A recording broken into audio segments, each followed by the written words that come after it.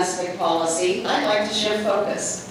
Published yesterday in a Foreign Affairs magazine snapshot article entitled Principles for a Progressive Foreign Policy, the authors asserted that a fundamentally reordered world demands that the United States rethink its foreign policy toolbook, and they recommended a set of principles to guide U.S. foreign policy and Congress's foreign policy agenda. Among these principles, they proposed that the United States needs a new Marshall Plan for at-risk regions, that the United States is strongest when it works with partners and allies, that covert actions such as mass surveillance and large-scale CIA lethal operations must be constrained, and that climate change presents an immediate threat to the world, and the United States must rigorously address this crisis. Beginning with Congressman Beyer and then Senator Sanders, what do you think about these recommendations, and what do you believe should be the basic tenets of a progressive U.S. foreign policy strategy?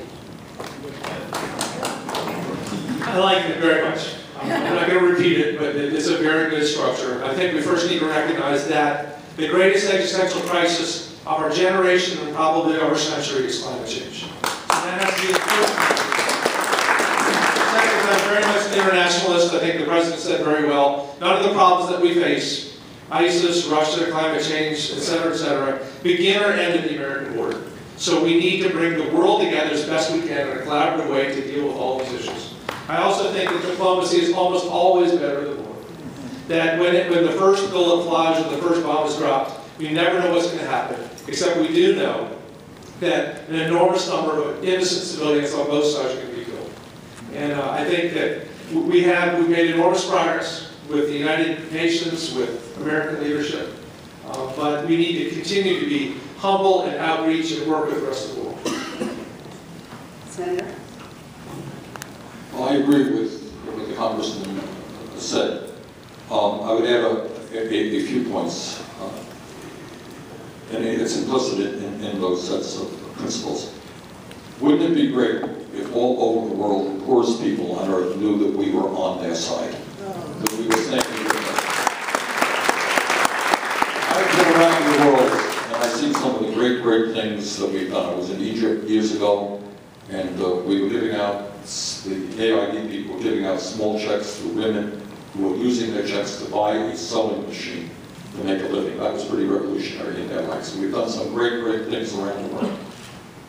Specifically, I would say, let me add something to that. Obviously, everybody's concerned about the barbarism of ISIS and so forth, and the need to defeat ISIS.